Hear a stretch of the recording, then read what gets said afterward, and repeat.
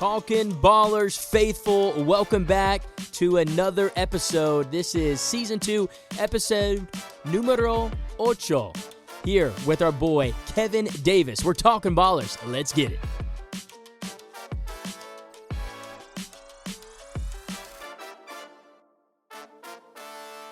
All right, Talking Ballers fans, welcome back. Trevor Wilt, Jordan Cannell. We are joined by the Kevin Davis, a bullpen arm right now, but is a man of many talents, a man that has been there, done that, bought the t-shirt, as the old wise people like to say. He's been around the block for a while, excited to talk some baseball with you. Of course, excited to talk some Cannonballers baseball. And before we bring on Kev, I mean, hey, normally we like to do this little first 15 minutes, 10 minutes just by me and Jordan, but Kev's like, I'm going to jump in. Jordan, you like that, don't you? I love it, dude. I loved it when he said, he's like, I'm not afraid of talking about it. So we're gonna keep him in. Kevin, man, we're so glad you're here. Thanks for being here, bro. Welcome to Talking Ballers podcast. Yeah, I appreciate you guys having me. Yes, really, sir. Really excited for this opportunity. I think it's going to be a great time. Hey, podcast guy right here. Big podcast guy. That's right. It's Kevin Davis. Kevin, tell him about your podcast, man. Let's do it, man. So I got a podcast. You can find us on Spotify, YouTube, Facebook. You guys do YouTube? Yeah, so we started doing video as well. One of my love partners, his dad was a private investigator for a while, so he's got some high-tech cameras that were just lying around. Nice. If you want to check it out, it's called Sit Down with Spades. You can find us on Instagram and Facebook, X, TikTok, Spades Pitching. Basically just work with the youth, high school, try to help grow the game a little bit and teach the next generation of what's going on. Where'd you get the name Spades from? Is that just like the cards game or what? Or are you allowed to say it? Yeah, so Okay. another... Are you allowed? Yeah. I was like, I saw him thinking, I was like, maybe it's a joke with his buddy. We were kind of just like, we were brainstorming, we're like, what do we want to do? And our third partner, he's big on, if you ever heard the quote, I think it's from Teddy Roosevelt, "The Man in the Arena." That's like that's his mantra for what his a life. Great quote, man. Yeah, so he's big on like history as well, big into gladiators, and Okay. so our logo is it's a spade, it's a gladiator helmet, and kind of mixed together.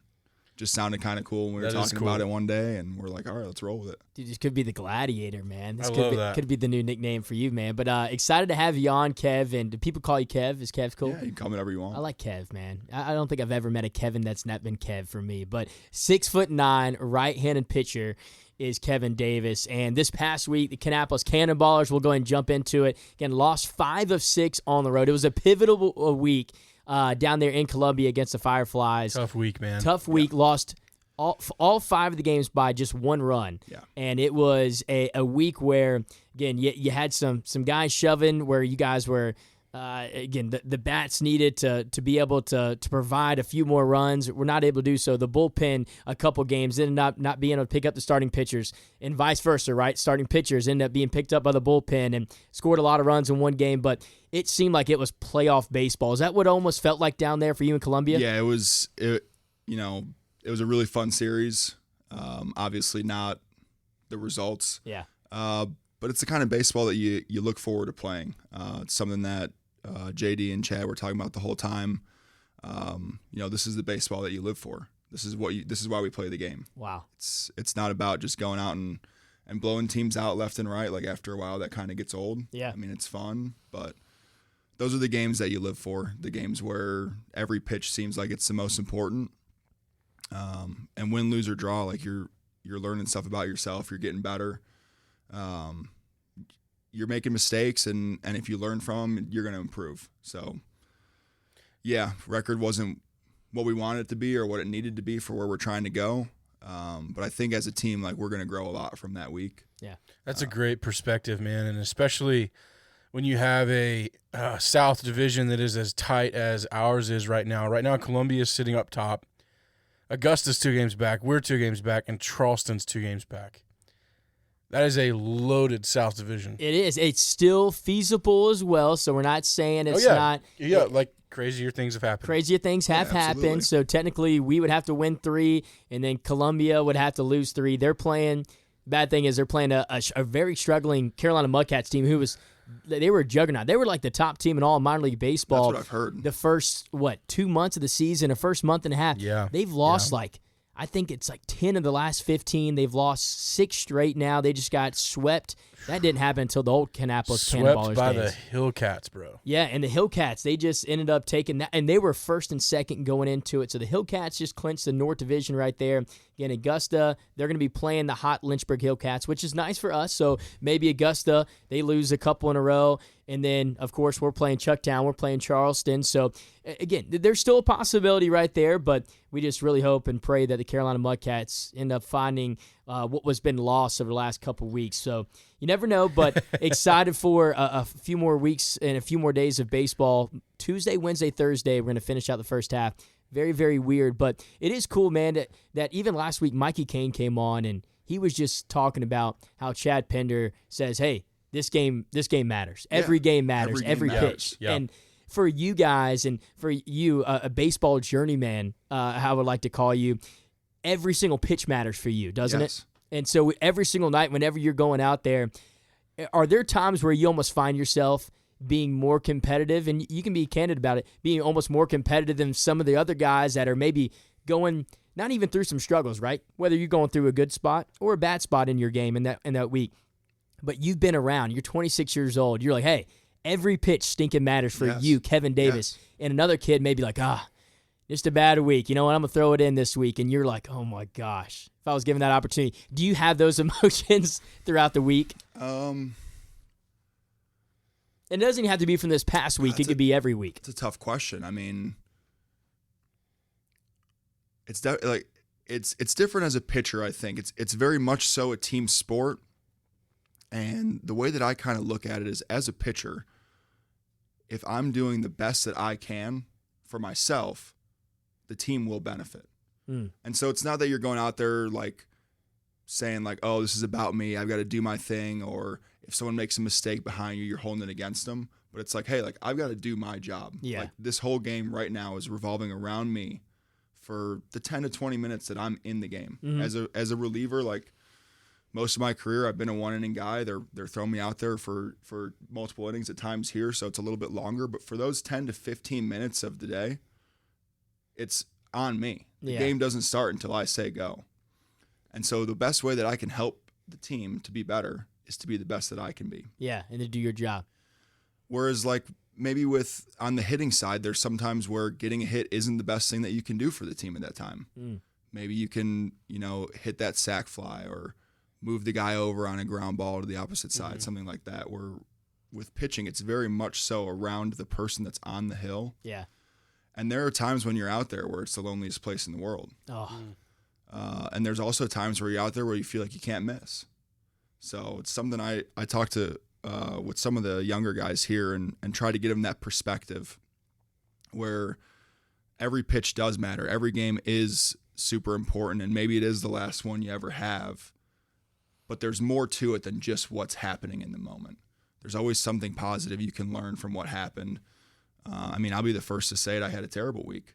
Lost 2 games this week, 2 of the 5 that we lost, and I wear those very heavily. Doesn't mean that it was a terrible week and that I didn't get any better. I think there were a lot of good things that happened while I was out there, some things that I learned from, some things that I can use to keep getting better. But at the end of the day, it's still a loss on the record, and it hurts. Yeah. Doesn't mean it was a bad week and that it's a wash and nothing came from it and I got worse. But when I was younger, it was hard to differentiate that. And if you kind of weigh into those and you go back and you think about, oh, well, this, I did this and I had these walks and I threw these balls and I didn't make these pitches, it's just going to start spiraling out of control. And then that's all that's ever going to happen. I think that's a really great way to look at it. And especially, when you think you're talking about, even when you were younger, it was harder to differentiate. Well, a young guy on our team, Wolko, King George, man, he's had a tough year. Yes. And then you look at him kind of fighting through it. He just got named Player of the Week in the Carolina League, man. I had a great week. Yeah, had an incredible week. And, he's batting .405 for the month of June, 3 home runs and 1 3-hit night with 3 singles. He's got 7 RBIs. He didn't have more than 1 K in any game this week, which is massive for George, who has been struggling with the backwards K, the forwards K. they've been coming at him this year faster than he can probably blink, and he's like, man, when's it going to give? And, I think what you said, Kevin, man, I think that's probably a lot of how he feels is like, I'm trying to differentiate those strikeouts from the ball player that he knows he is.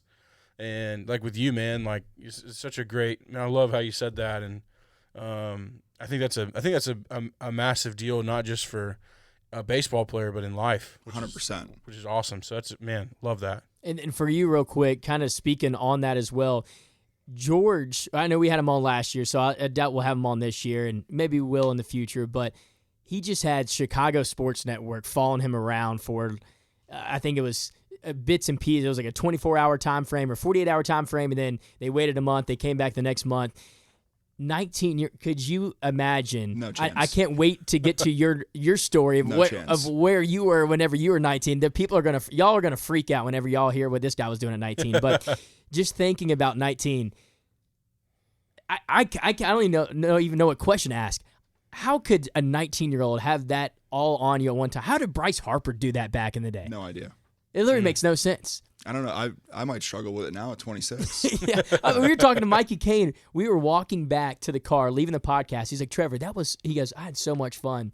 And I was like, man, are you he's like, but I'm so excited to go fishing. And and he was talking about that. And he's like, yeah. He goes, I think it's just nice for George. He gets to go out there. He's not George Woolco, the awesome baseball player. He's just fishing. Yeah. That's all he was doing. And he's like, guy with a sometimes fishing pole. Yeah, exactly. Yeah. Sometimes you just need to get out and do that. So, yeah, congratulations to George Woolco. Again, we record this on a Monday, and again, we appreciate Kevin for being with us on his nice, relaxed Monday off day, and we'll be releasing this likely on Tuesday and at the start of it. But he did well. Grant Umberger, dude. He's been unbelievable. He has been how unbelievable. He's, again, picked up another win, the only win of the week, 7 innings, 4 hits, 6 strikeouts, lowered the ERA to a 1.80, 5-0 with that 1.8 ERA, 51 strikeouts, 19 walks. So he's not even like, and guys are only batting $178 against him. Fun to watch. He's doing everything right. Yeah, and he was a bullpen guy for what? I think it was one appearance, maybe 2 appearances, but is it cool whenever you're watching him whenever you're in the dugout and you're watching him walk in, you're like, that dude's in the freaking zone? Yeah, he's been in flow state for as long as I've been here. I like that. So what's flow state? Is that a flow state? Is that a nice pitching in the groove mindset? It's like Game's I was talking flowing. about. It's that time where you feel like you can't miss. You feel like everything works. You can do whatever you want, whenever you want. And it's just going to go your way. It was like that Coastal Carolina dude I was watching yesterday, 6'9" guy, Bro, righty. this dude was throwing out of his mind. Morgan, my wife, she's like, "Hey, why are you watching like Coastal Carolina?" She I don't think she understands exactly the whole College World Series thing, but she's like, "Hey, you haven't watched college baseball season long, and now I'm like, dude, this guy's shoving. Like, babe, he's out there saying every word in the book to every single player as he's striking them out, and he knows he's going to strike them out. This dude is in the zone. I guess you could say he was in the flow state. I like that. I'm a big fan of that. But yeah, man. Well, again, the Cannonballers should still have an opportunity. Kevin, I'm excited for the fans to hear your story. I know you got a crazy one, don't you? Yeah, let's get into it. Let's get into it. Jordan, this guy. You're 26. 26. So you're one of the older cats on the squad. The oldest. And are you the oldest? The oldest, yeah. Okay, yeah, let's cats out the back. A lot of them call me Unc. I'll play music sometimes that they've never heard of. Oh, dude. Hey. And, dude, he was born in the 90s. I'm 90s, baby. That's why I put that on. I normally don't put the Yeah. exact birth date. I was like, hey, he was born in the 90s. Everyone else, dude, we see 2005, 6, Crazy. 7. Yeah. I got 7 months in the 90s. 90s, baby, forever. It's crazy. They didn't know when 9/11 happened. Like, they weren't even, like, whenever that, I was like, Dude, I remember it's crazy, bro. Like, when we look at our rosters and we look at those birth dates, it scares me. I'm like, what is going on? Abraham Nunez, you're looking at him. I feel so old, and I was like, I don't feel like I was born in 1990. I shouldn't be that old. Exactly. Yeah. You know? But yeah, we're old guys. All right. So 26 years old from Homer Glen, Illinois, and then again, you kind of call your hometown Orland Park. So not Park. It's like Orlando without the O, right? Yeah, exactly. Yeah. People, you've probably been saying that for the longest time. Talk to us about where that is in Chicago. I know I'm not a geography guy. It's southwest suburbs of Chicago, probably about 30 miles from downtown. Okay. So you're a South Sider. Yep. On a good day, you can get there in 30 minutes. On a bad day, it takes 4 hours. Oh, What's your mode of transportation up there? I drive. I have a car. Okay. In the suburbs, like you drive everywhere. That's You a good have point. to. yeah. There's not really great public transport in the suburbs. Got you. Kind of like depending on where you go, like you might run through some cornfields, and then like Homer Glen's a little smaller. It's about 15,000. But you go over in Orland Park, it's about 60,000. It's got basically everything you could ever want. Okay, cool. You got Lamont right next door. It's probably about 30,000. You got Mokina. It's like 30,000. Well, did you go to Lamont High School? No, I went to Lockport Township, Okay, that's what I knew it started with the L. Okay, but cool. I live 10 minutes from Lamont. I live 10 minutes from Sandburg, which is Orland Park. There's a lot of big high schools in the area.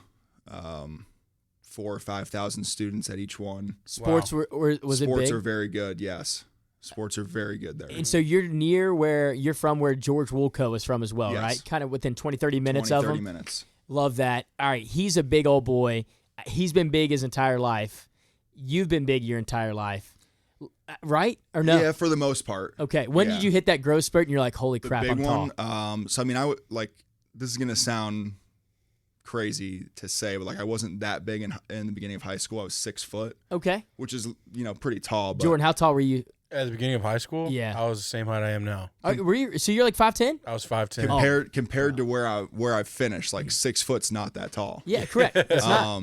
And so from Christmas of my sophomore year until the beginning of my junior year, so like 7 months, I grew 9 inches.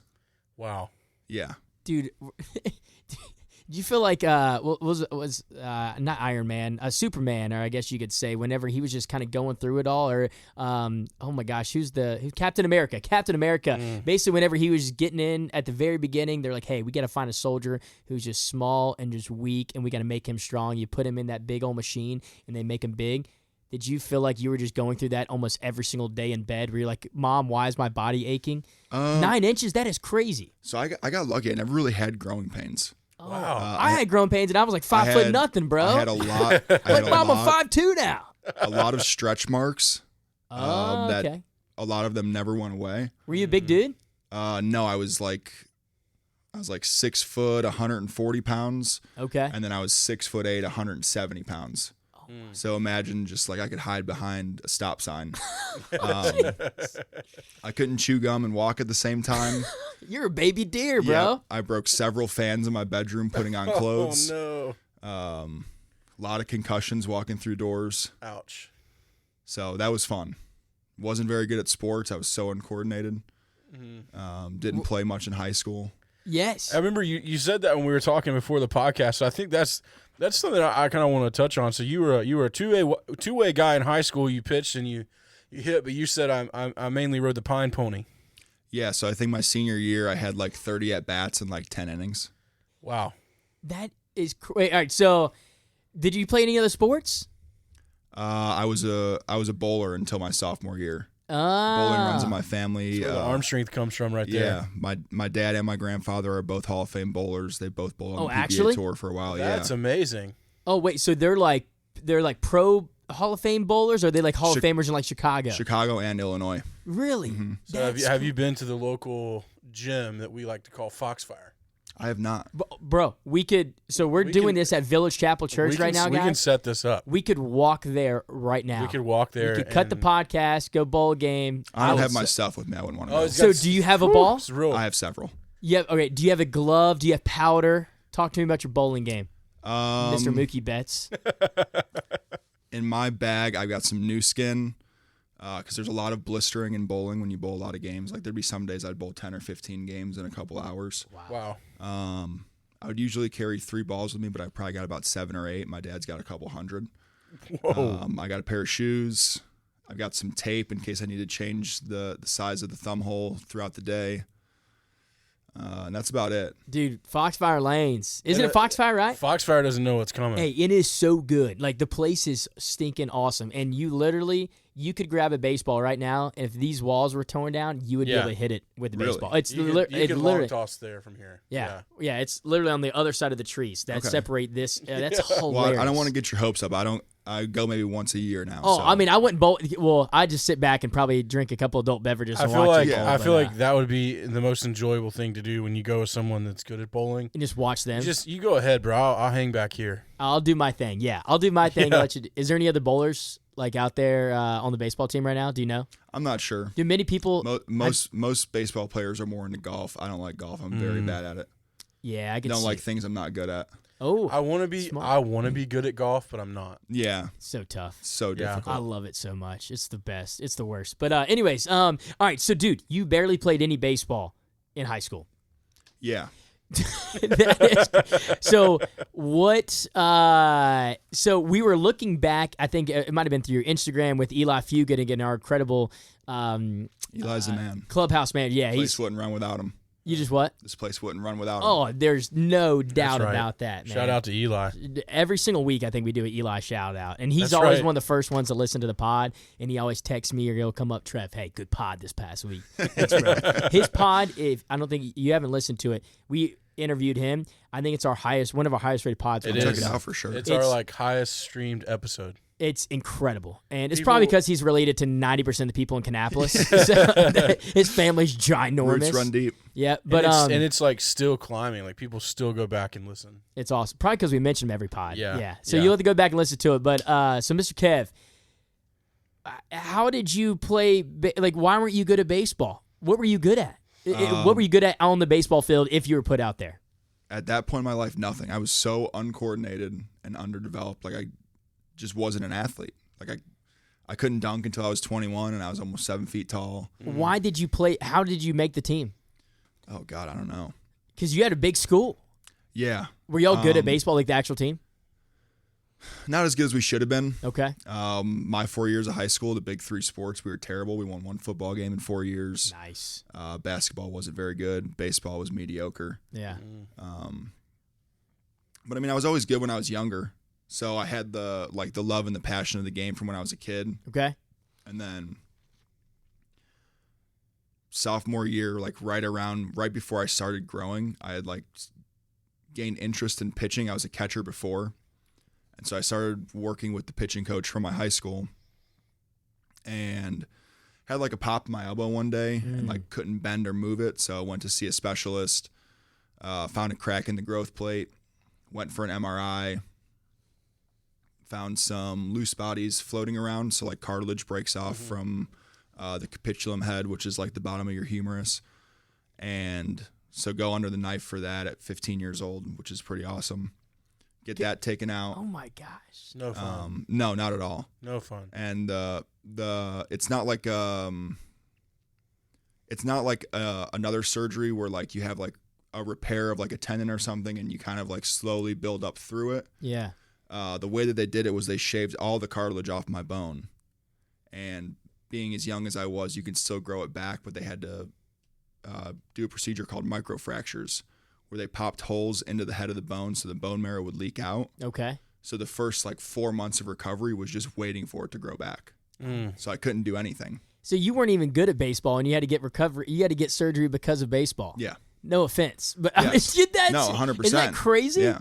That you're probably like, all right, screw this sport. Yeah. That's what you probably. But so when did you get good? It sounds like it wasn't. So, but College. But how did you go to college whenever you? That's another fun one. So like Let's dive into this, man, because you ended up going to Olney Central College in Illinois. no clue why I went there. To this day, I still can't tell you why I decided to go there. Wait, did you? So you graduated high school. Did you know you were going there to play baseball? Yeah, I committed in like May of my senior year Why did they offer you? because I was tall. And they're like, hey, maybe. Yeah, maybe. We'll see. And so that was it. And then you're like, all right, I'm going to play college. I bet your buddy's like, dude, this So sucks. what was your velo at that point? Ooh, good call. I went to a showcase at the end of my senior year as a pitcher, and I remember like I'm up there max effort hucking this thing. Like I'm like, dude, that felt really good. They see Like, you at 6'9". They're like, dude, this I'm guy's like, that easily felt- low like, 90s. that felt amazing. And so I go up to the guy after. I'm like, hey man, like that was pretty sweet, huh? Like what'd I get up to? He's like, 80 miles an hour. Oh my gosh. What? I'm like, Holy no way. Like, shnikes. that felt like at least 85, bro. Like, come on. Oh You're at no. 80? 80 miles an hour at like my best day ever at a showcase where nothing mattered but just throwing it as hard as he could. Dude, I want to talk to the pitching coordinator, the head coach at Olney Central College. He just retired. 43 years he retired. Sound like he should have retired 7 years ago. I'm just kidding. No, 43 years. So the guy had been there for a while. Yes. He saw your body. He's like, all right, dude, we got this guy could be a project. He was just a funny side let's story talk, on him. yeah. He was the athletic director and the head of like baseball coach, and his wife was the biggest insurance agent in town. Checks out. So like, it's a town of like 9,000 people, maybe. Like we're 18, 19 years old in college. Like if we were doing something dumb, people weren't calling the cops. They'd just call our head coach. That is awesome. And he'd just like pull up to our apartment and be like, hey, like, what are we doing, guys? we can't be doing We're getting this. complaints right now. Like, lock it in. That's great. But yeah, the guy ran the whole town, did whatever he wanted, wherever he wanted all the time. But yeah, the catcher from my high school had committed to go play there. Okay. And like when I was looking at colleges, my brother was going to the University of Kentucky at the time. He's 4 years older than me, so I'd gone and like visited a couple times, and I'm like, "Yo, this is sick!" Like, Athlete? no, engineer, really smart. Tall guy too? He's like 6'4", 6'5". Okay, cool. But so like I'm seeing like this is the first like college that I've seen. It's like the University of Kentucky in Lexington. Huge. Like this place is sick. Yeah. I'm like, well, this is the kind of college that I want to go to. Olney, yeah. Yeah, not nearly good enough to play at it. So I'm like, all right, well, I guess I better like I'm pretty smart at the time. I better go to a nice school. So Yeah. I started applying to places when I was young and didn't understand how school really worked. I'm like, oh, it'd be cool to be a doctor. Why don't I go to Northwestern? So got accepted into there. Was going to go into the pre-med. And then my teammate who had just committed to Olney was like, hey, I mentioned you to the head coach there. He wants you to come check it out. I'm like, dude, no chance. Like, that place sucks. There's 9,000 people. It's nothing but cornfields. Yeah. There's nowhere around to go have a good time. Like, why would I want to do that? He's like, I got 9,000 beautiful women at Northwestern or Yeah. Kentucky I can go see. 100%. Yeah. And he's like, nah, dude, like, just go check it out. Like, you'll get a day off of school and you can drive down there. And I was like, all right, you know what? You're pulling my leg. Day off of school, I'll go. So we drive down there for a day. It's like a 4-hour drive. Coach has never seen me play baseball before. I walk into his office, offers me a full ride scholarship on the spot. Never seen me throw a baseball. Never seen me hit a baseball. Nothing. Just because you're Just because I'm 6'9" and just like I was 170 pounds. Like, there's nothing but growth coming from that. very true. Any like minimal amount of work, I'm gonna get better. Dude, you were like the Victor Wembanyama of Olney. Yes. I mean, you probably look like like an Amazon person. And so I went there as a two-way. I wasn't sure about pitching again because I had already had arm surgery. Like, it made me a little nervous. And probably when you topped out at 80, you're like, I'm maybe like, not. yeah, like I'm probably not very good at this. And the surgeon that I went to was like, hey man, like I probably wouldn't pitch anymore if I were you. You're 15 years old, already had arm surgery. You're probably going to have problems when you're older. Yeah. He's like, but if someone is going to give you money for it, then you should probably do it. So somebody gave me money for it, and I go there. First day of practice, I'm out there at first base, and then I go and throw a bullpen. Head coach pulls me off to the side. He's like, hey, our first baseman's an All-American, so he's going to play every game. And you really suck on the mound right now, so you need to spend more time there. So you should probably just be a PO. So I was a college two-way for one day.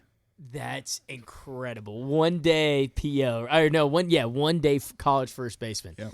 There I we go. think that's I mean, you can't make that up, Kevin.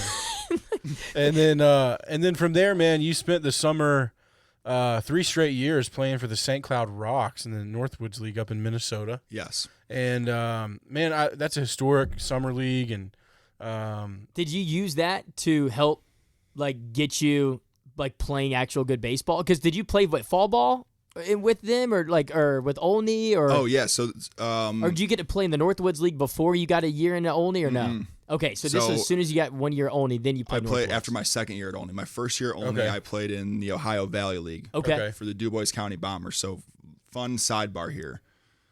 Both the stadiums where they filmed A League of Their Own were home stadiums that I played at one point.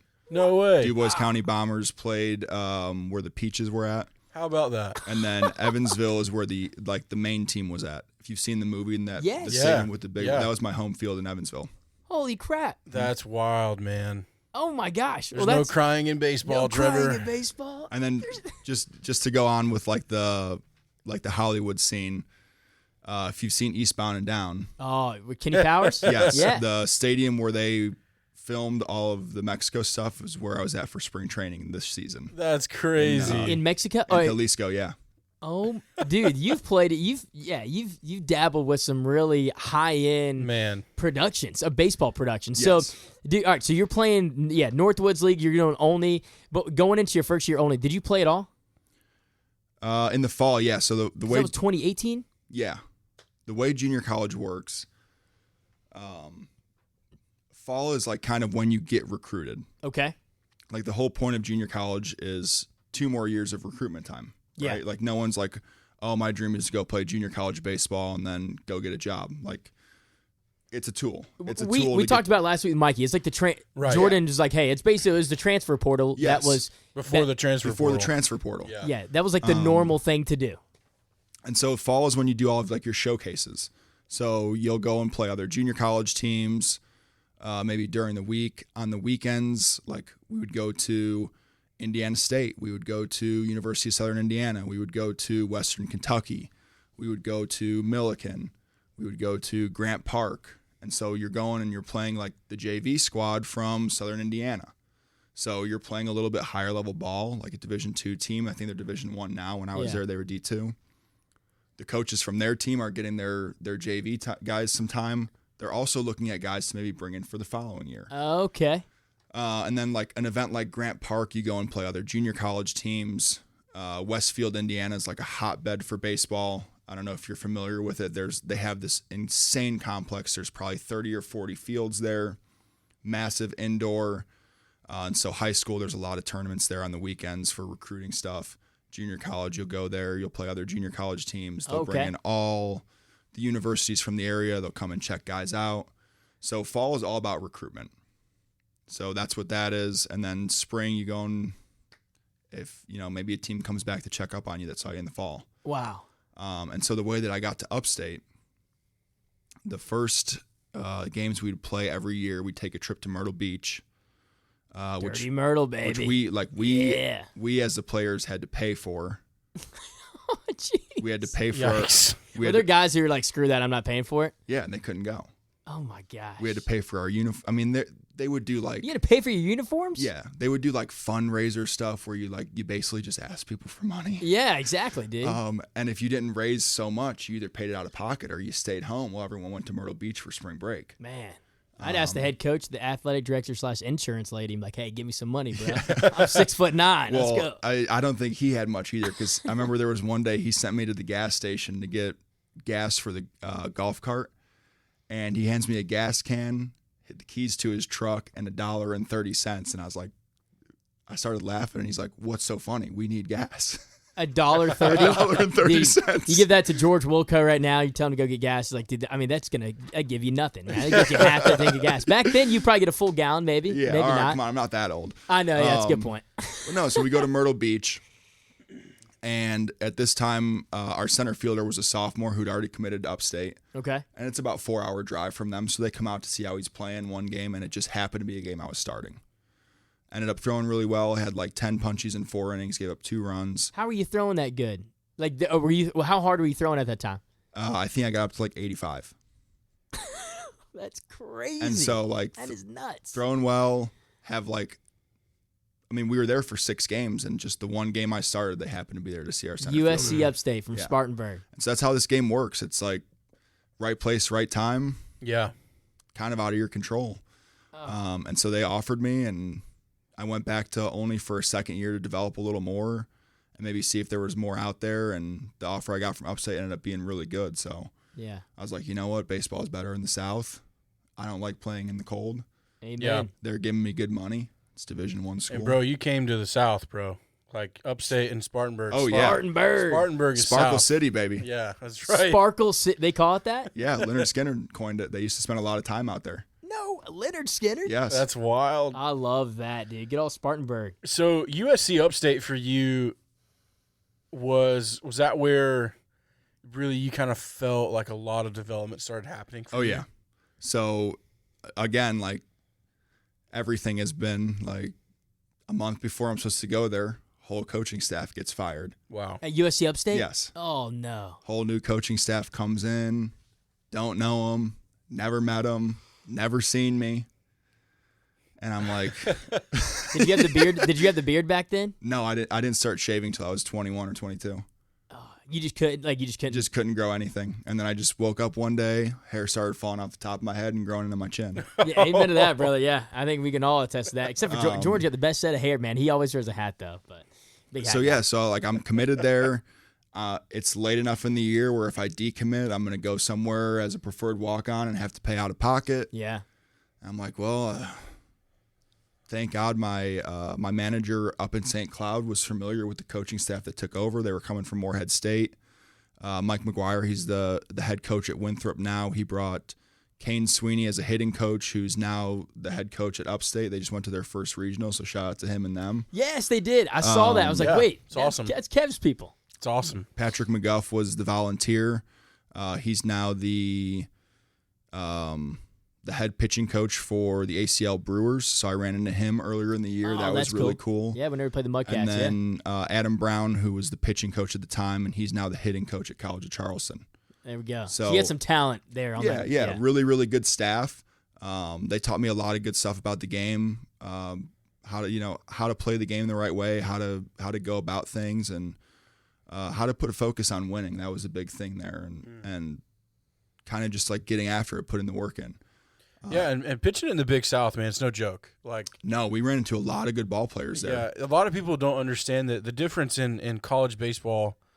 Yeah, I would say even in comparison to basketball and football, is that a lot of these like group of six, like there's tons of them, outside of the group of four, these conferences that are still D1 baseball. You're watching Coastal Carolina do it Yeah. right now. I mean, you look at Coastal, they're a great story. Murray State, great story. Yeah.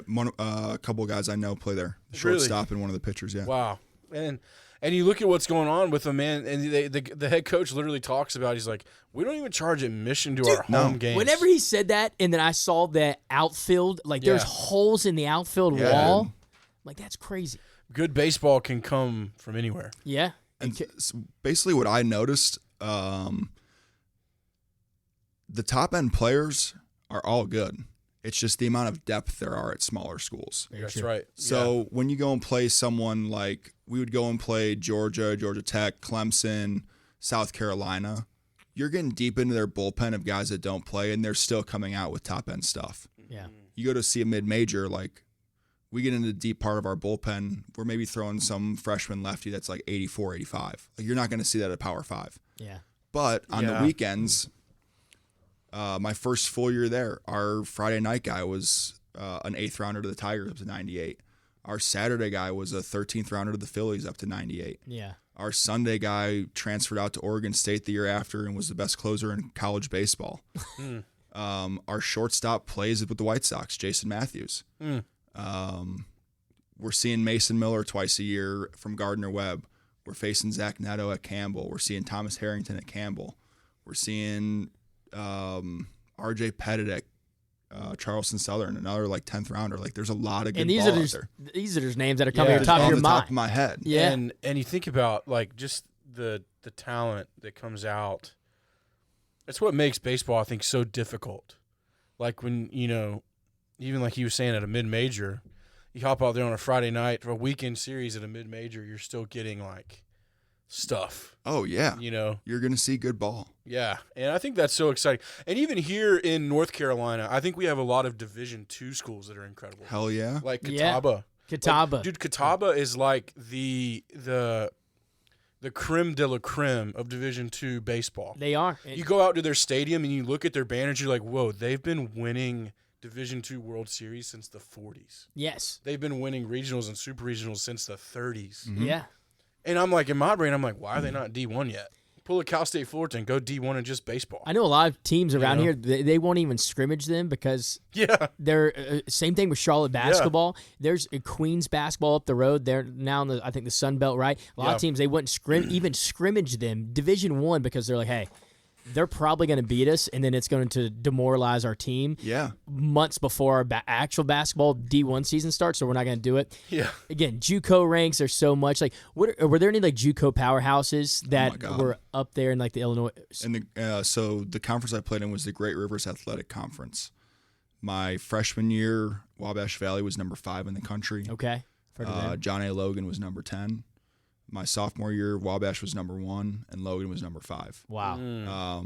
My sophomore year, Hal Sims was playing at Logan. So we played against each other back in the day. Before That's we so even knew Big each other. crazy. country. Yeah. That's a Charlotte 49er right there. But yeah, there's very good baseball there. So again, like sophomore year, we're playing Wabash Valley.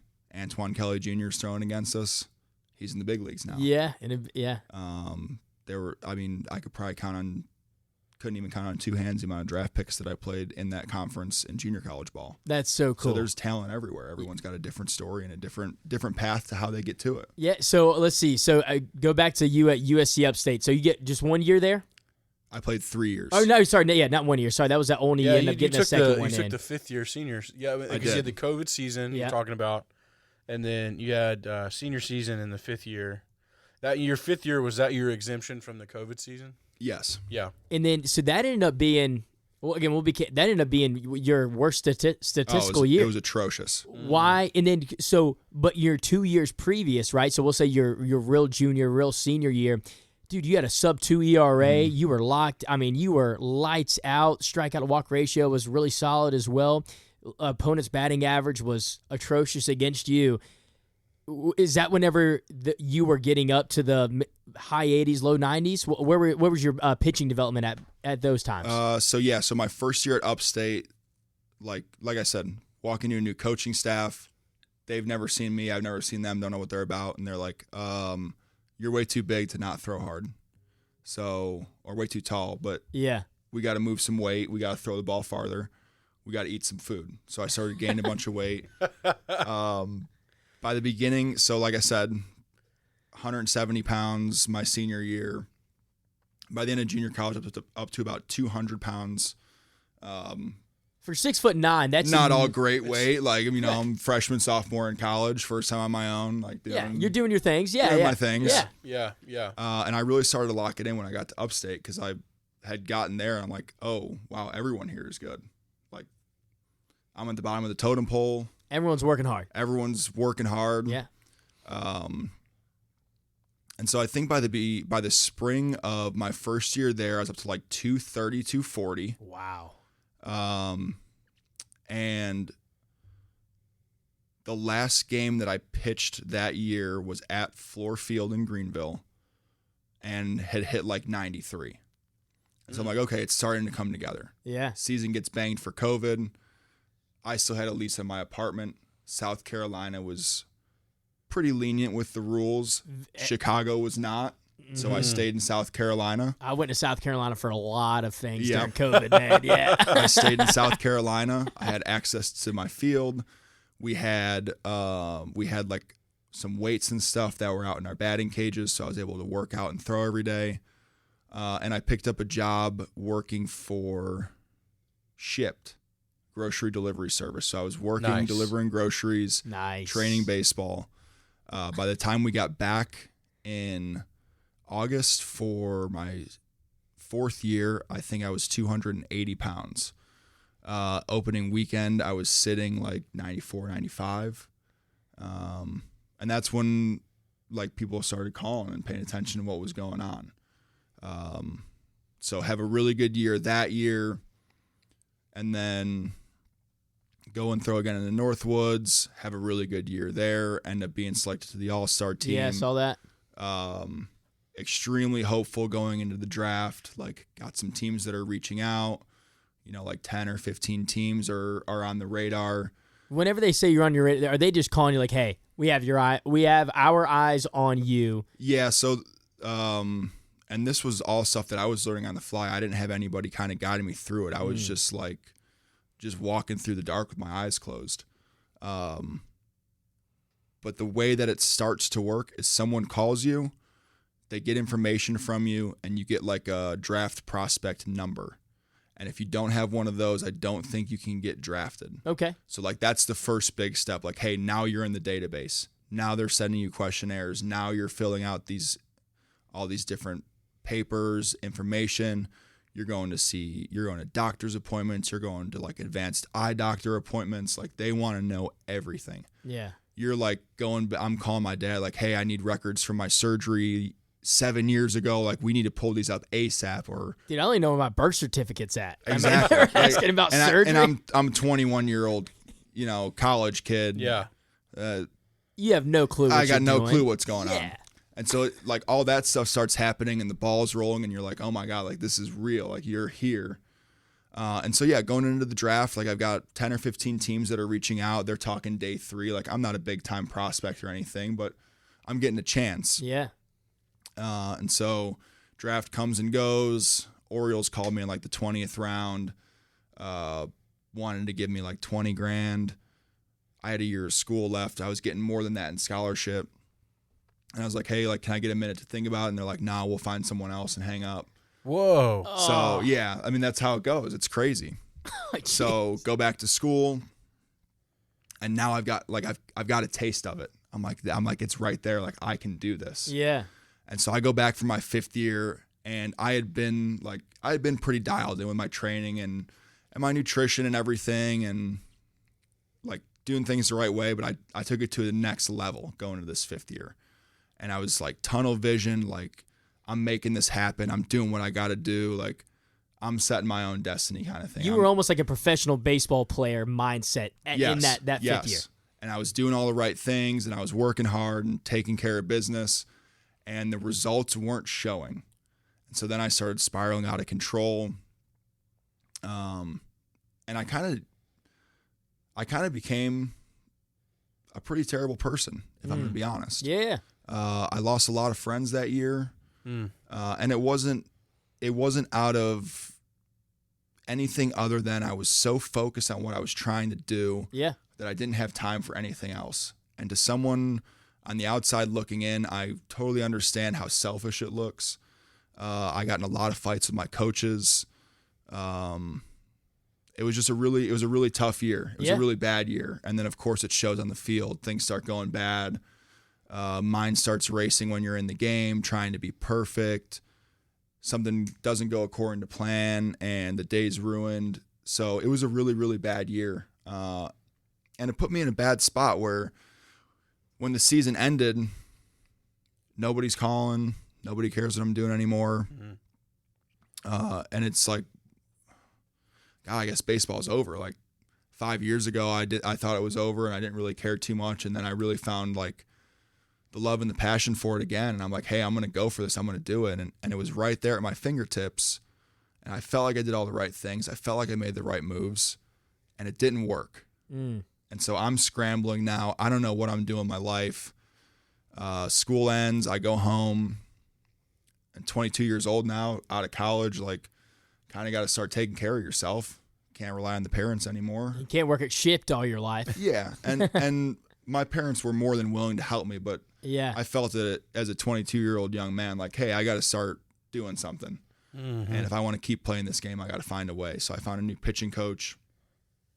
Like I said, I talked about that with you earlier. I was working with him out of Naperville. And he got me playing for a team down in Peru, Illinois, which is about 70 miles south of where I live. So I was able to commute. It wasn't a great commute, but I could do it. Yeah. I was working at 6 a.m. with my uncle. He's a 40-year carpenter. Nice. He's disabled now, but he's like still able to go and do the work. So I'd be doing all the grunt work for him, building decks at 6 a.m. And then I'd go and train out in Naperville with my pitching coach. And then if I was going to pitch that day, I'd drive down to Peru, play in a game, and then go home and go to sleep and do it again the next day. If it was a day where I wasn't pitching, I would go and drive Uber Eats, DoorDash. I was working self-employed for Amazon for a while, delivering packages all over Chicago, just trying to make it happen. And it was tough, dude. It was a really low spot in my life. That's crazy. I mean, I can't even think about Jordan. I know we keep me and Jordan. We of course are very close, and we talk about life all the time. And man, there's just so much that kind of goes throughout. Like it seemed like you had it all together, right? It was right there. You knew all the answers, and I think there's so many times. I think there's so many times in all of our lives, right? Yeah. That we all think, oh my gosh, we got it all together. Like we got all the pieces are there. Like. Right, we got a sold out crowd. I got the right promotions, and then there's a night where I don't hit it right, and where I feel like I don't do the right things, and it's cool to hear it from your perspective now. And I know we were kind of poking fun of you about throwing 80, 83, right? But we're doing that now, knowing what you're doing, yeah, exactly. Right? And that you're a big burly man. You got the big old beard. You're 6'9". You're almost 280, 290, whatever that may be. You're up to 98, 99. Like. It's cool to hear you go through the struggle, as much as that sounds bad, right? And I think it's good for the fans to hear, like, because there's a lot of times, Jordan, that we'll have people on the podcast I've been good my entire life, right? Or I've been fed with a silver spoon my entire life. I've wanted to play baseball my entire life since I was 5 years old. That's all I've ever cared about. This is what I've trained for. No, dude, I'm sitting here listening to your story, and I'm just blown away by your perseverance, man. Like. It reminds me, I'm a pastor. It reminds me of the story of Job. Yeah. You familiar with the story of Job? Lost pretty much everything, but he never lost his faith. You know? And then you think about, what you were kind of sharing, man. And I think this is just such a good, life lesson, dude, that a lot of people can learn from, is even when it's the hard part, or the dark times, or the valleys that we like to call them, valleys turn into mountaintops, Yeah. You just got to keep walking.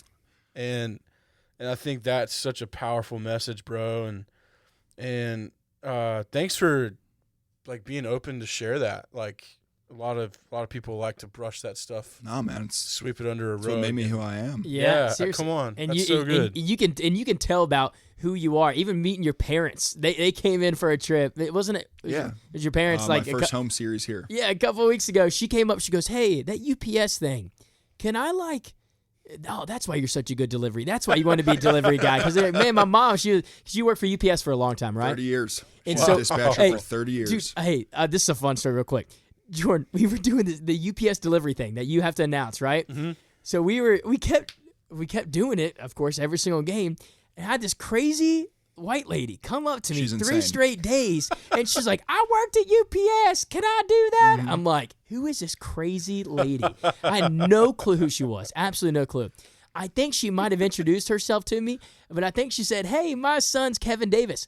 I didn't know who you were. It was the first week. I thought you were on the other team. I was like, screw that lady. I'm not letting her out here.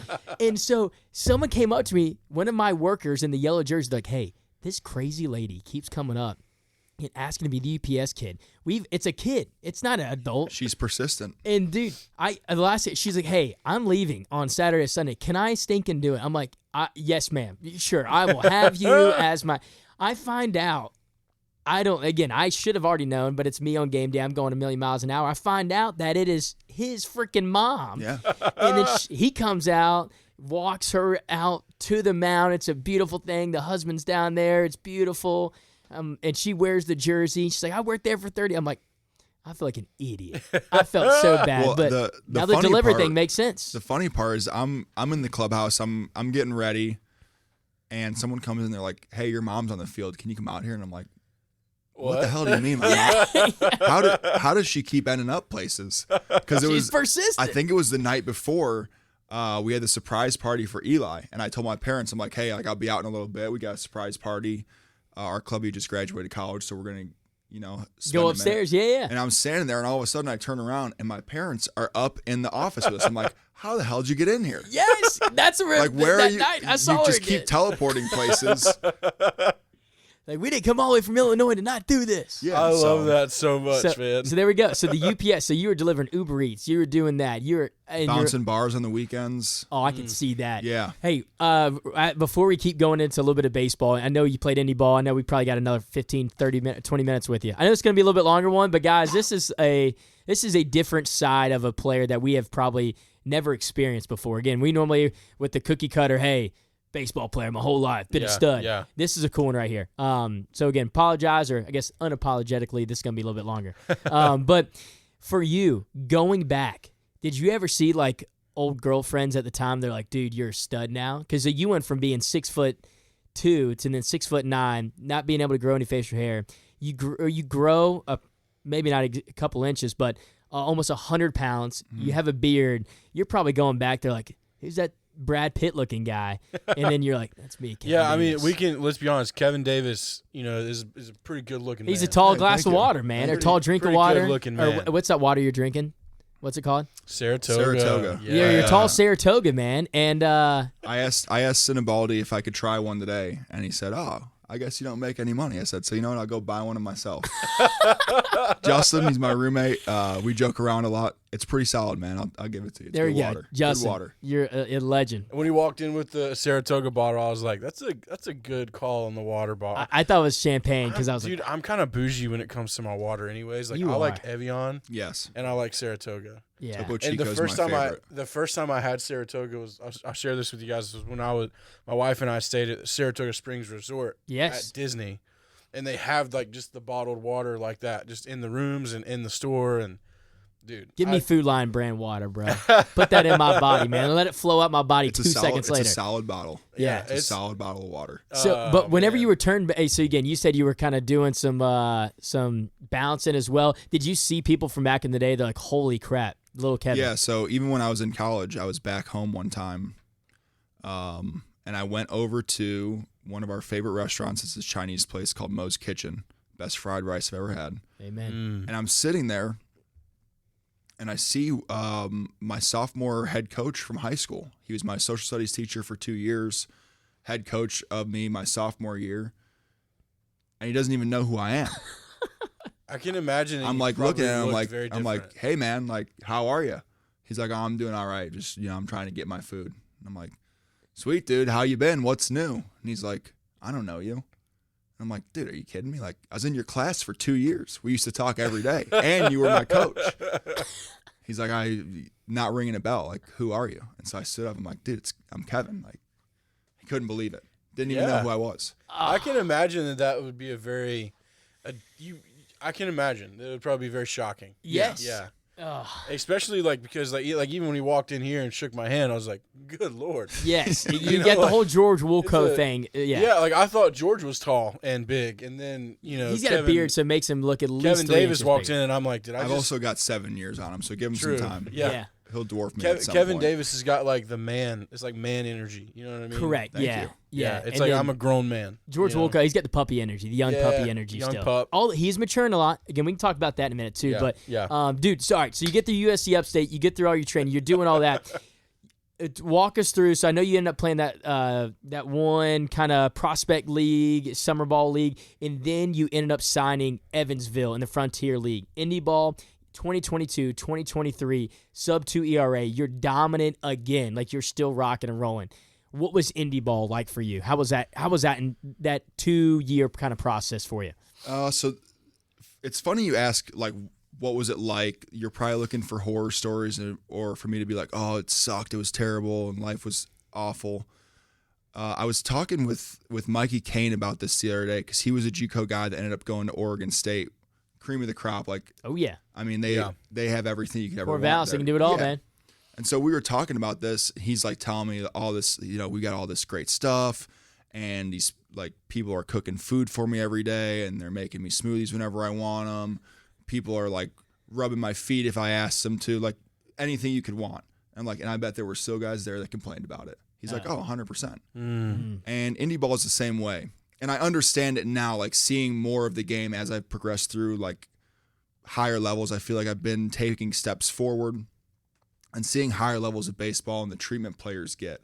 So a lot of the guys that I played with when I was in Evansville are guys that came from those big schools, guys that came from affiliate ball and have seen the good side, have seen the great stuff. And then they go back and they're like, "Oh my God, this is atrocious. Yeah. Like, we don't have anything."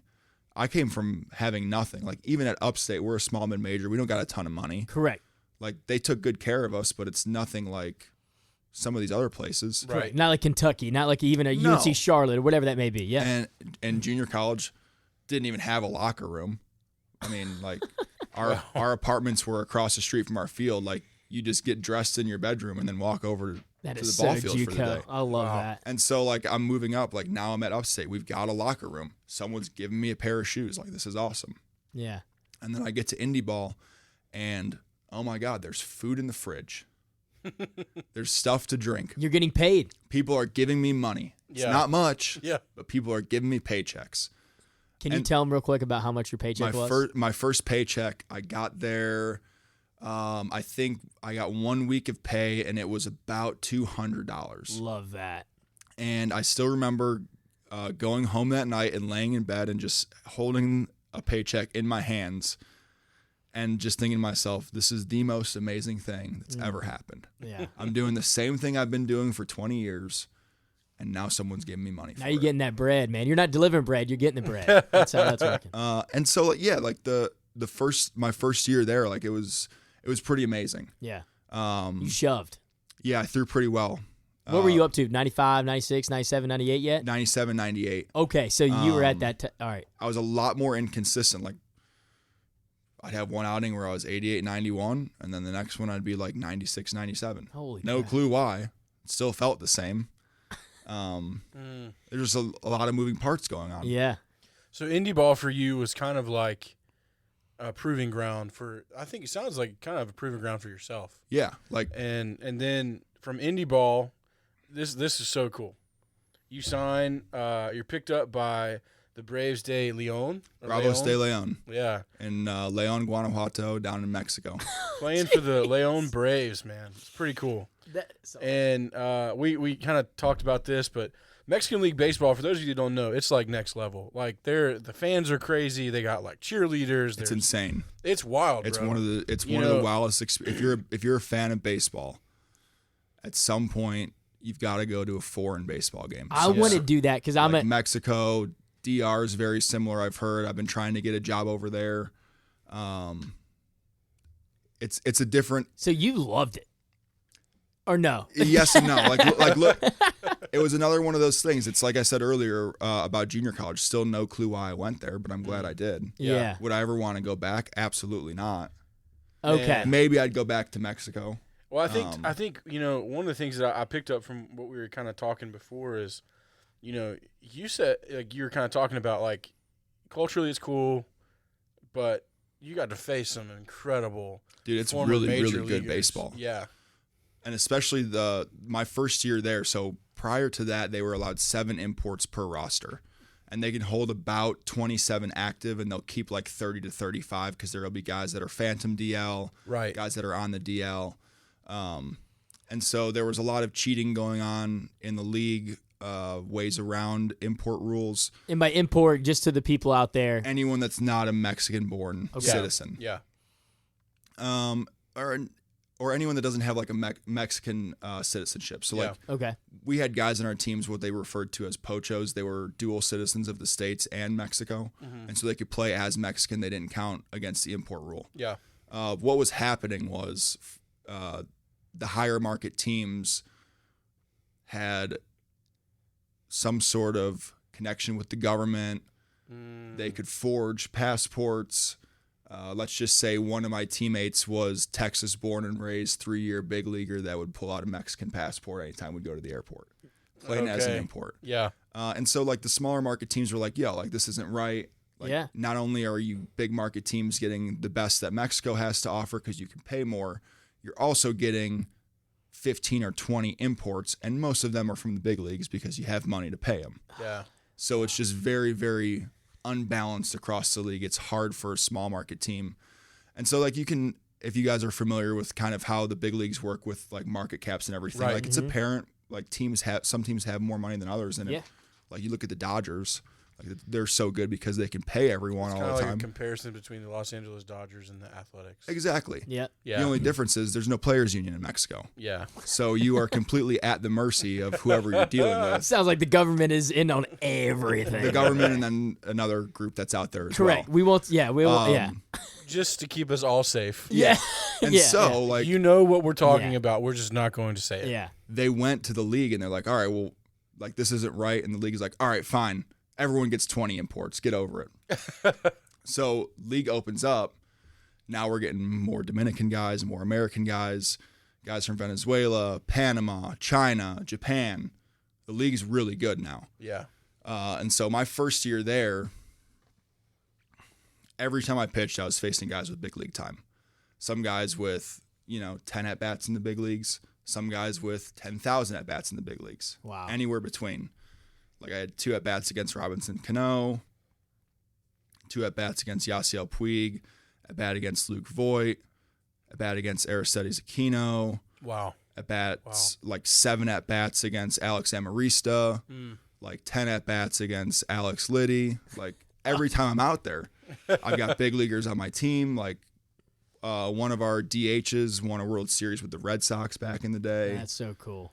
So the talent is crazy high up there. Yes. But then again, but are there a lot of guys like you, though, who are just still trying to make it, or no? Yes. So that is a thing as well? When they opened the import rules, there was a heavy influx of players being signed from the American Association, which is another independent league, kind of more in like the Midwest. It's and if you go into like the independent leagues, there's different levels to it. Gotcha. There's some leagues where like average age is like 23, 24. Frontier League's probably about 26. American Association's more like 28, 29. Okay. And then like the Atlantic League is where like most of the big leaguers will go play. It's like 30 years old. Yeah. And so the American Association getting a lot of guys sent out. I think there was one other guy from the Frontier League that was there, so not super common. I still don't know how they found out about me. I just got a call. I was sitting at my desk in my bedroom in October, probably playing Call of Duty or something, and get a call from +52, like not an American number. Yeah. I'm just like, hey, what's going on?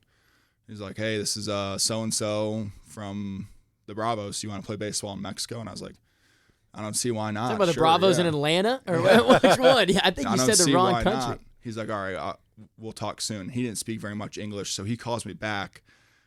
His like 15-year-old daughter is on the phone because she speaks English. Oh, my. And so I'm doing contract negotiations With a 15-year-old. with a 15-year-old girl. Wow. Wow. Did you know any Spanish? Not a word.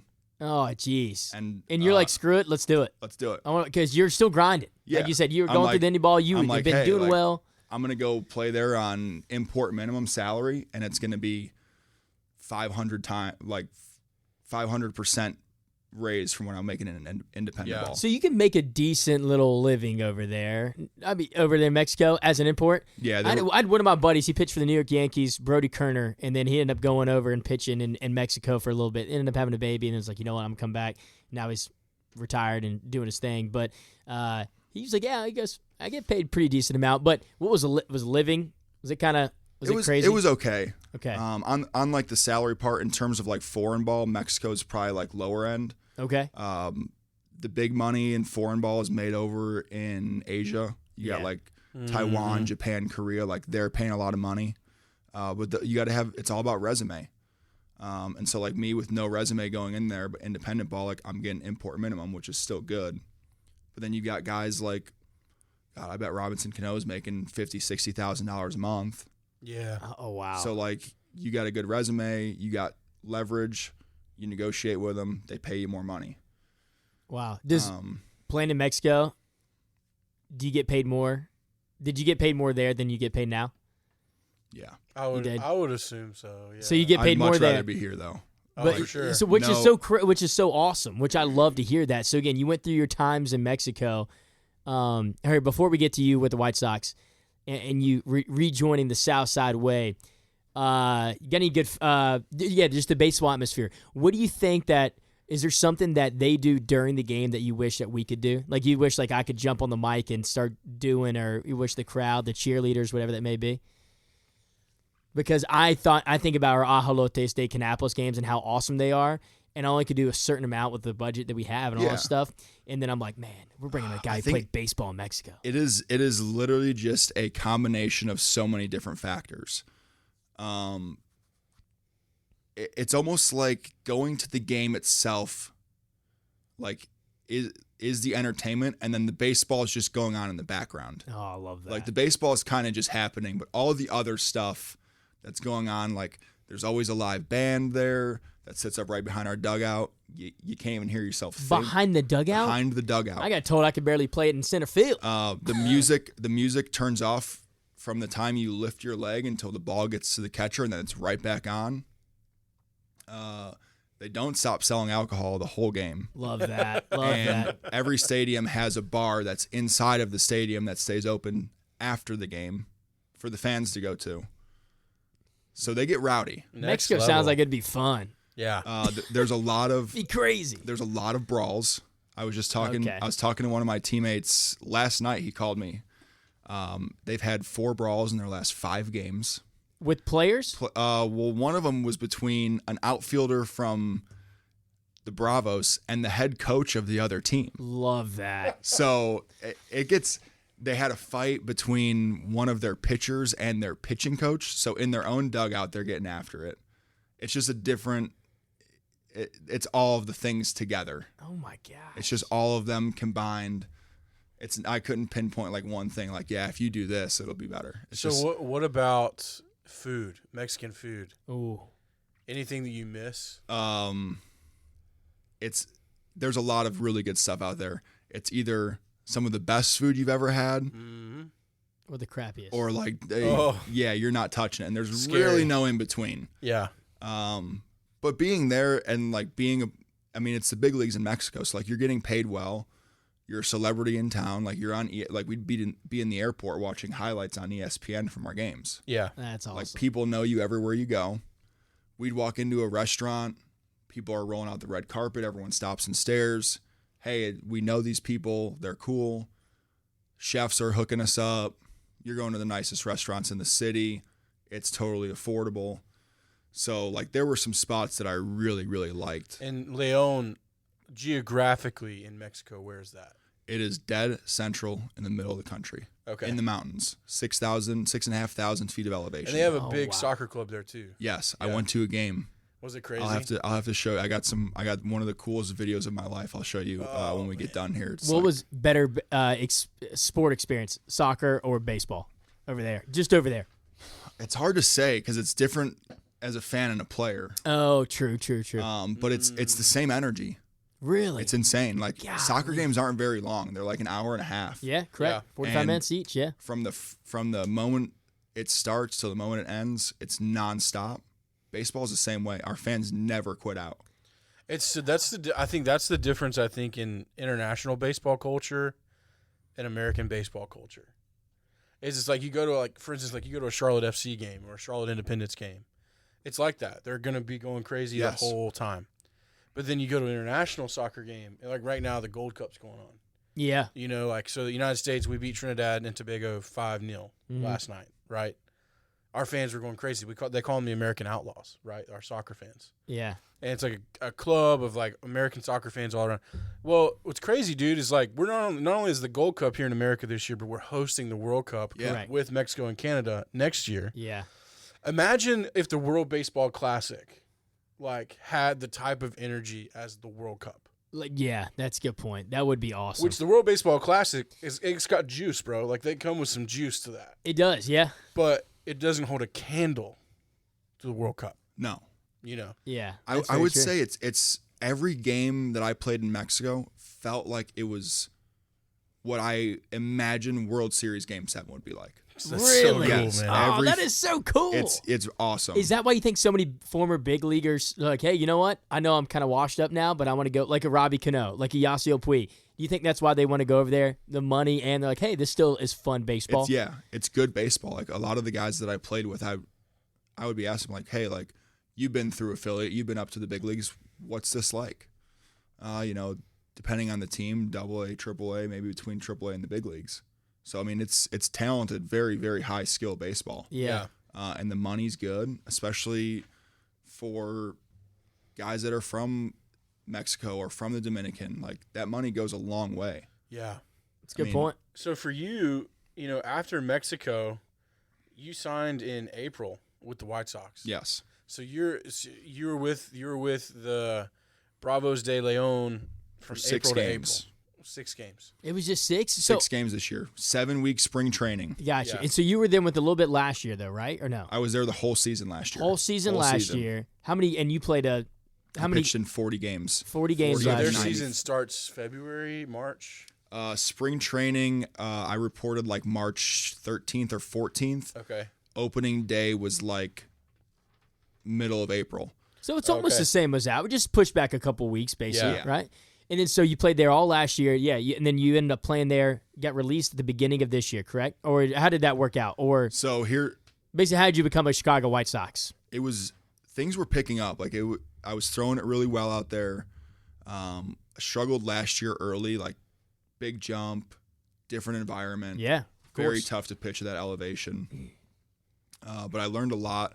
Finished off the season really well. They brought me back, gave me a raise, and was throwing well this year. Was like lining up to be 6, 7, 8, 9, like back end guy.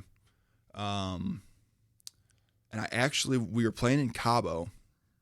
That's cool. Yeah, it was really cool. Oh, cool. And there was an international scout from the Yankees that saw me there. So he was hot on my tail for a while. And I'm like, dude, like, I might actually get a chance to go like play back in the States again. Like I get a couple good weeks, maybe a month under my belt. I think the Yankees are ready to go. And so we play opening day. We're out in Querétaro, pitching game 1, throw pretty well, wake up. I think it was Saturday morning, and I've got a text. Hey, this is Grant Flick from the White Sox. My boy Grant. Yeah. I love Grant. He's the man. Give me a call when you get a chance. Call him. Hey, man, what's going on? Like, appreciate you reaching out. He's like, hey, we're looking for some arms, and we haven't seen you throw in a couple years, but we got we saw you when you were in college. Like what we seen. See you're still going. Would you be interested to come and play for us? I'm like, yeah, absolutely. That'd be sick. Like, and it's one of those things where until the paper's in front of you, like you're kind of just like, Yeah. yeah, like awesome. Appreciate you checking in. He's like, all right, well, I'll get back to you in a couple days. I'm like, dude, like this might actually happen. And so I'm trying to stay calm. Like I'm talking, I've got some friends out there that are a little older. They've been through it. And so I'm kind of like talking to them like, hey, like, is this real? Like, what's going on? Do I like try and talk to the Yankees about this? What do I do here? He's like, I don't know, man. You just wait until they give you something. Again, in the middle of playing some Call of Duty, just chilling out for the day, I get a call back from Grant like an hour later. Yeah. Not even the next day, not 2 days, an hour later. He's like, hey, like we're ready to go. And so I'm sitting Let's there. go. It was crazy. And so I put the mic back on. I'm like, hey, I got to get off real quick. Sounds guys. like you need to play more Call of Duty. Yeah. So I play a lot. We play a lot back at the house. We got a good squad. I turned the game off and I'm like, all right, like, when can we make this happen? Like, what do you need from me? He's like, think about it for a little bit. Talk to who you got to talk to. We'll get it rolling as soon as possible. And so I'm like freaking out, like trying to stay calm. Call my folks. My mom starts crying on the phone. My dad like can't believe it. Like we've been White Sox fans forever. I went to the 2005 World Series parade. Oh, that's so That's cool. awesome. Met Ozzie Guillen, lives close to me. I've met him. Mark Burley, Paul Konerko, Jim Thome. See these guys all the time. Like these guys are my idols growing up, and now I'm Yeah. gonna go play for the same team that I watched them play for. Yeah. And so then I start thinking logistically, okay, how is this going to work? I go back and look through my contract for the team I'm playing for, and we've got a buyout.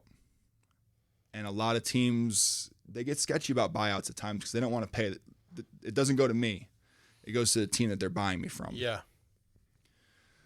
So I get to the field that day. I talk to my manager, Matias Carrillo, former big leaguer. And I'm like, hey, man, like, White Sox want to sign me. He's like, yeah, get out of here. You're gone. Like, go do it. Like, you're young. You got a chance. Go do it. I'm like, all right, well, I got to find the GM. Of course, the one day he doesn't come into work early. So I'm running around looking for him. The place that we're playing at, there's no cell service. Of course. So I'm I'm like walking up and down through the mountains, like looking for one bar because I've got to make calls. I've got to talk to Grant. I got to talk to my folks. I got to get a hold of the GM. And I finally get him on the phone. Remember, this is the same guy who I had to negotiate with his 15-year-old daughter. Oh, yeah. So I'm like, hey, the White Sox want to sign me. And his initial reaction, excuse me, is just, ah, shit. That's awesome. So I'm like, oh, he's like, I'm running different scenarios through my head. Okay, he's gonna say they got to pay the full buyout, Yeah. or he's gonna release me out of good faith. I'm like, if this guy doesn't release me, like, I just won't suit up. I won't play for him. Like, I'm not gonna miss this opportunity. I've been waiting for it my whole life. Yeah. And so he shows up to the yard that day, comes up and talks to me, big smile, shakes my hand, says, I got it taken care of. Let's go. That's awesome. We're going to get you out of here. We just need you to stick around for a few more days till we can replace you, which is something that doesn't usually happen. Okay. So I'm there for like 5 more days knowing that I'm leaving. They make a whole big deal out of it. They do this thing in Mexico called a tunel. It's just Spanish for tunnel. Anytime someone does anything messed up, anytime someone does something really good, anytime someone like wins a game, throws well, whatever, you do a tunel. And so everyone stands in a line and you walk through and They smack you? yeah, we'll go with that. That's the PG way to say it. Okay. Yeah. So for the next 5 days, they're making me do tunnels twice a day, all the time. man. Everyone's getting their licks. And it was a really weird time. Like I almost felt like I was in purgatory. I'm like, hey, like I'm ready for what's next, but I still got to be here for these guys. Yeah. Like I got to give them my best because they're not going anywhere. This is their season. Yeah. And so so I'm there for 5 more days, and then we go back home. I play a series at home, pack my stuff up and head to the airport. 3 hours after them, I left for the airport at like 7 a.m. They were at the airport at 4 to go to, I think they were going to like Veracruz or something, and flew into AZ.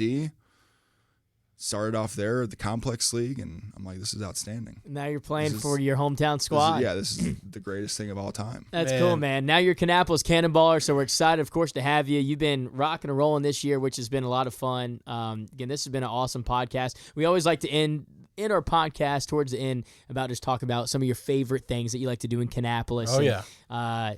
What are some, are you a coffee guy? I know you're a big, nice water guy. You got a Red Bull with you, too. I don't remember the name of it. It's the veteran coffee shop. Local Patriot. Yes. Local Patriot, Outstanding cold brew. Oh, Outstanding cold brew guy. cold brew, yes. Okay. That's awesome. Love going there. I went to the steakhouse with my folks. Really, really good Little cut chop of meat. house up here? Really good cut of meat. I've gotten a couple acai bowls from the food bank. Nice. Dude, those acai bowls are phenomenal. Oh, they're I get the unbelievable. peanut butter one Yes. with Yep.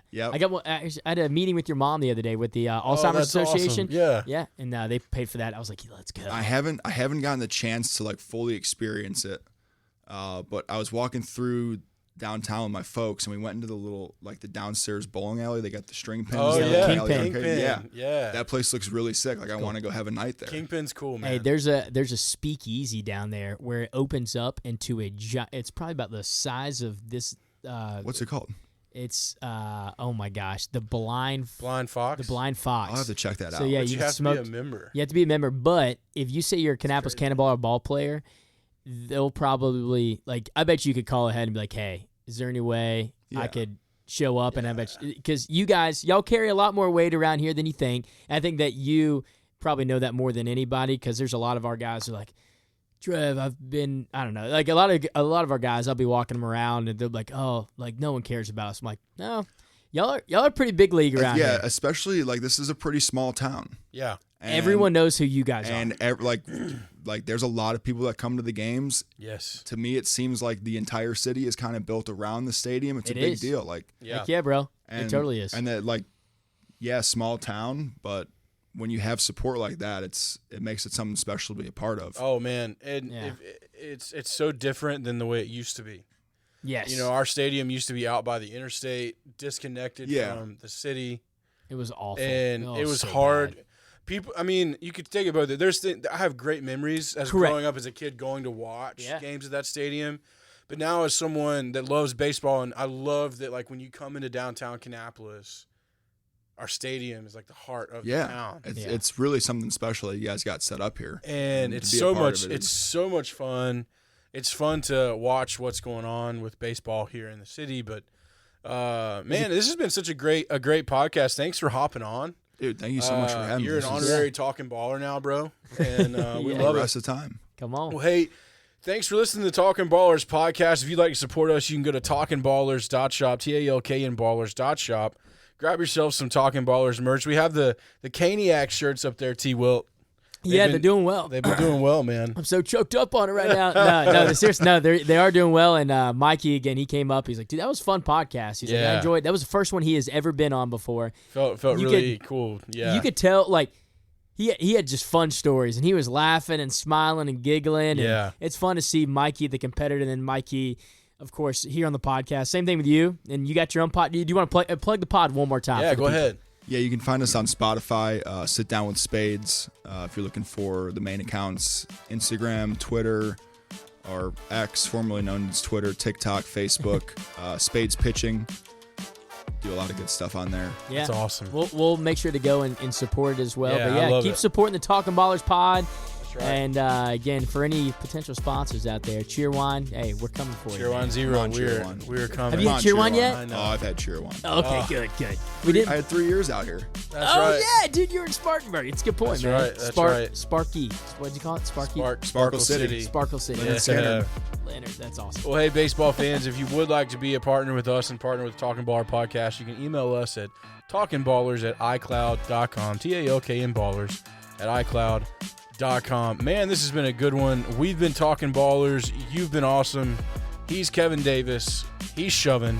We'll see you guys next week for Season 2, Episode 9.